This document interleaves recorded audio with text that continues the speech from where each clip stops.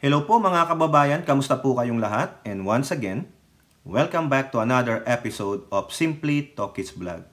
Pag-usapan natin mga kababayan itong dalawang article dito po sa GMA News Online.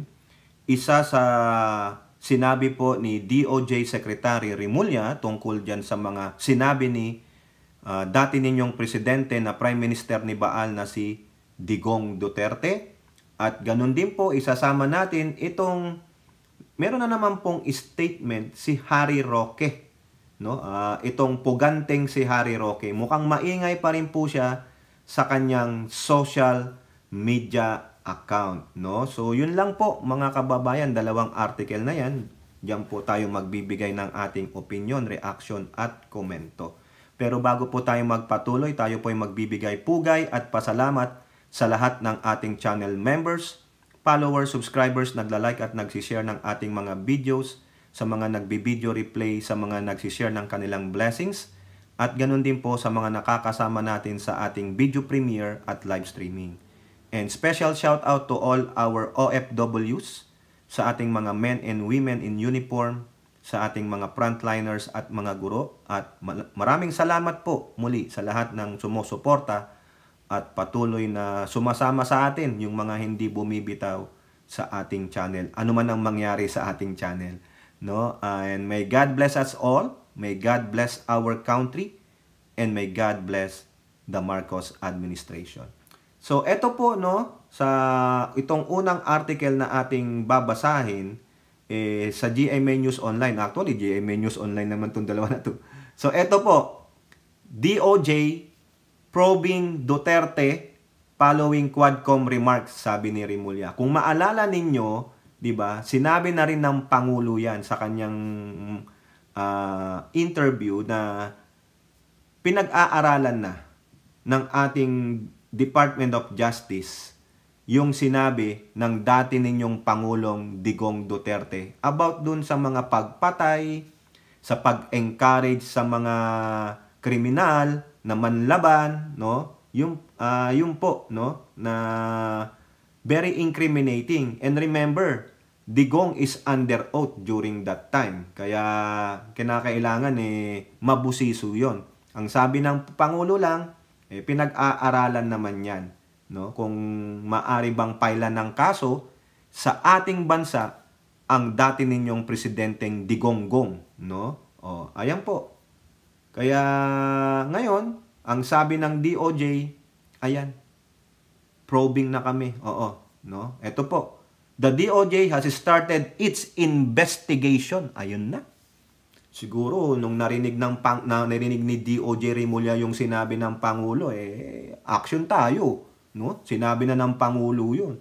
Maski na wala pang direct command siguro, but there is the signal, investigate. Diba at least gumagalaw. 'Di ba? Hindi yung sabi ni Digong na hindi daw siya kumpiyansa. Wala siyang tiwala sa ating mga batas o sa ating mga korte na nandun po yan sa Quadcom. Nung tinatanong siya ni Ako, hindi siya kumpiyansa, parang hindi siya naniniwala sa mga korte sa ating bansa. Sumingit si Abante. Sabi ni Abante, Mr. President, sinasabi nyo bang hindi epektibo? Inefficient kasi ang sabi ni Duterte. Epektibo ang ating mga korte dito? Kung ganun po, pwede nang papasukin ng ICC. Kasi ang sabi ng ICC, pag nag-fail ang justice system natin, hindi nag-work, then they can intervene. Pero wala naman tayo hindi na tayo member. Yun ang masakit doon, Benny Abante. Sinasabi niya lang, pinapaalala niya kay Benny Abante, kay Presidente pala, sorry. So, ganun lang, no? So, si Digong minsan, mahuhuli nyo Feeling niya kasi, siya pa rin ang Commander-in-Chief. Hindi niya alam, under oath siya. Oo. Tapos, sasabihin nyo, matinupang utak niya. Naku, Diyos mio, hindi naman sa yung pagiging discriminatory. Come on, dude. Ulitin natin to. The DOJ has started its investigation on former President Duterte following his pronouncement during hearings of the House Quadcom. Ayan ang sabi ni Justice Secretary Remulla.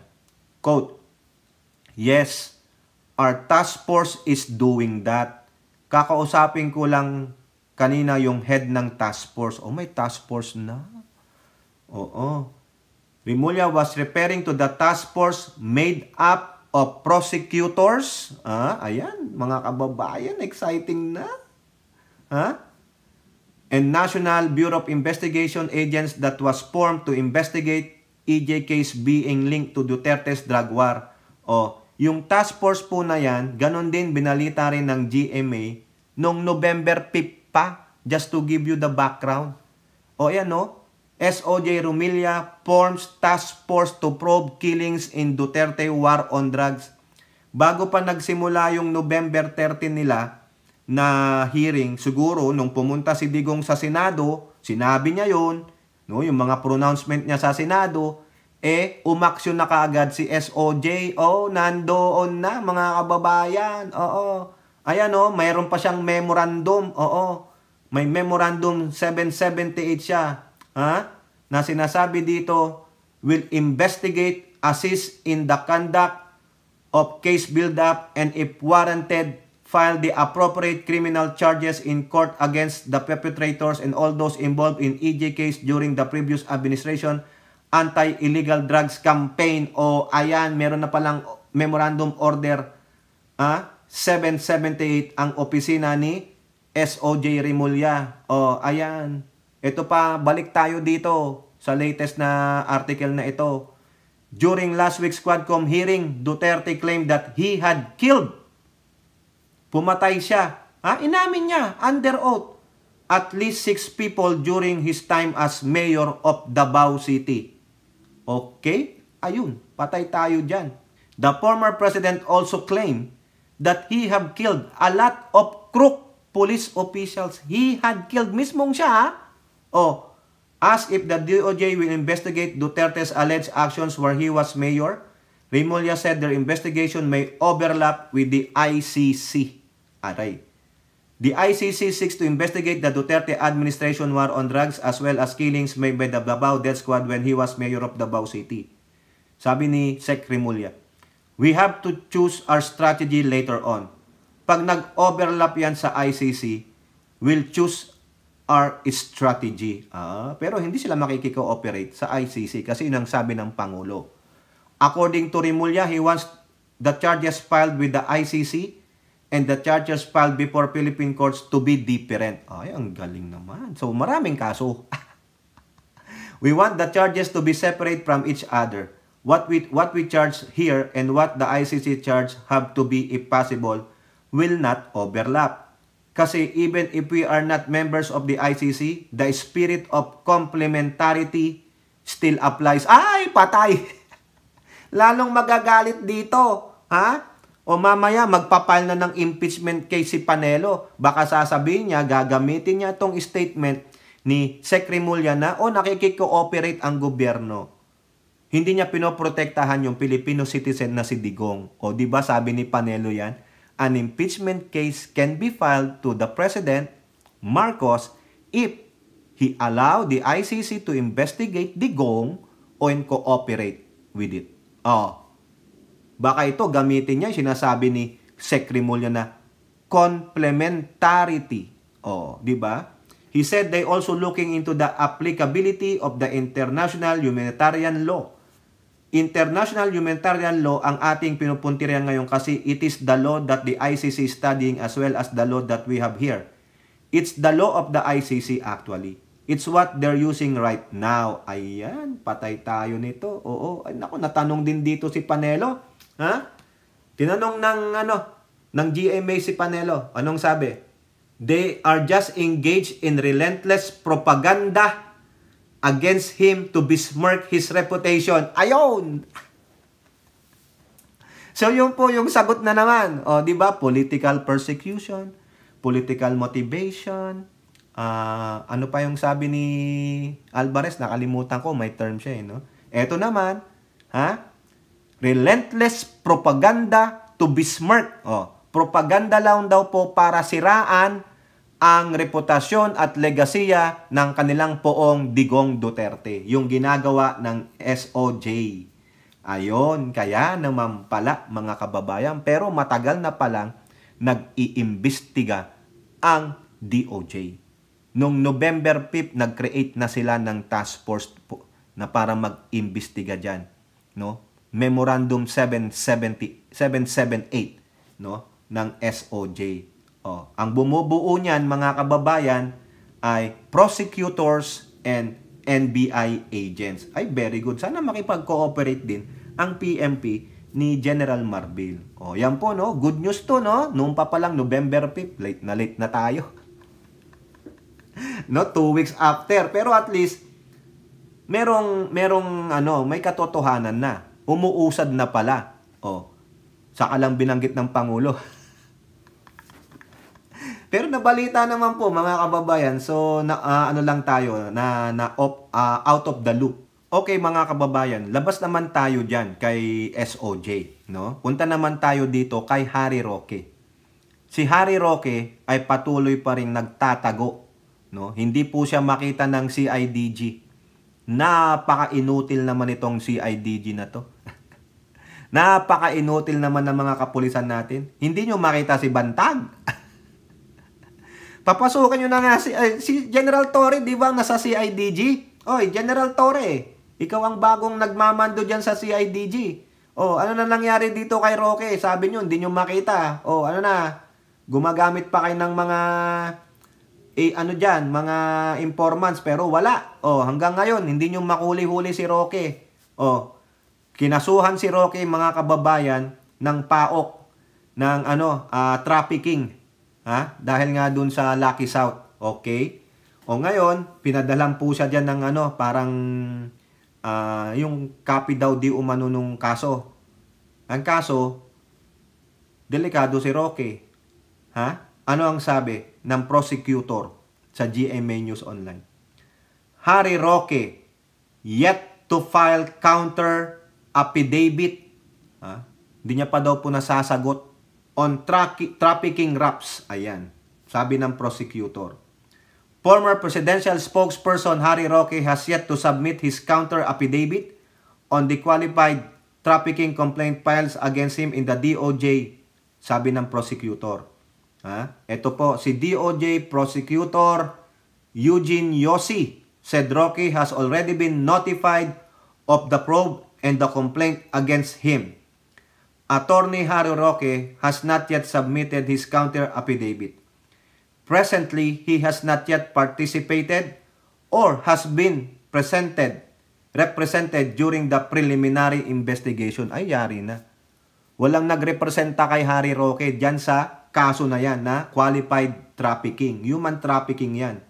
If he fails to appear or to participate in the preliminary investigation, the complaint will be resolved on the basis of the evidence annexed to the complaint. Ano yun? Patay na. Magilty? Kasi wala siyang depensa. Ang nagpakita lang ng ebidensya, prosecutor, kung ano daw po yung ebidensyang annex dun sa complaint, titignan siguro ng judge, baka ma-find out, hatulan si Roque ng guilty. Nako, Roque, yari na. Ngayon, ano sabi ni Roque? However, when sought for comment, Roque said he has yet to receive a copy of the complaint. I haven't been furnished with the complaint affidavit.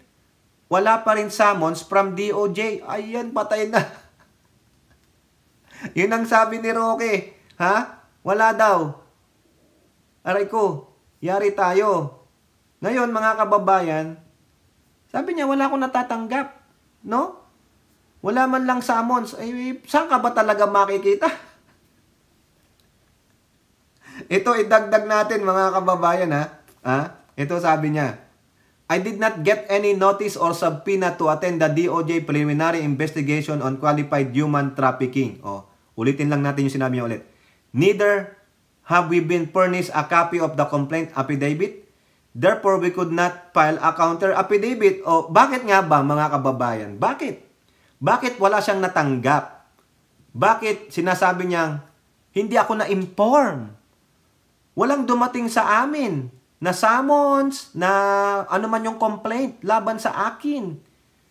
Kaya hindi ako maka-attend ng mga preliminary investigation or hearing. Pero sabi ng ni DOJ Yossi, prosecutor, magpi-preliminary hearings na, wala siya, hindi siya uma-attend. Ano na, okay.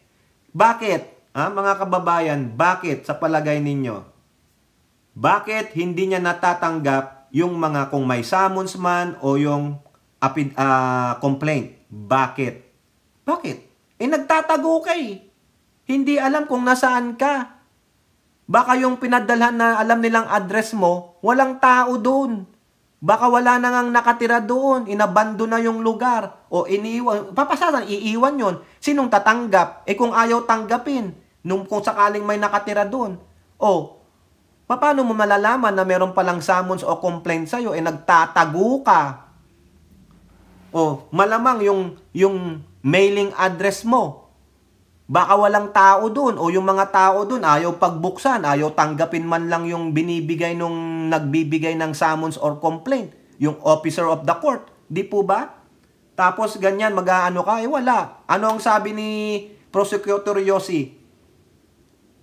If he fails to appear or to participate in the preliminary investigation, the complaint will be resolved on the basis of the evidence annexed to the complaint. Kung ano mang makita doon ng hurado, ng judge, baka mahatulang kang guilty ka, Roque. Kasi wala kang representation. Absentia, wala man lang kasalanan mo yan, Roque. Siguro, hindi ka nag-abiso kung saan ang tamang mailing address mo.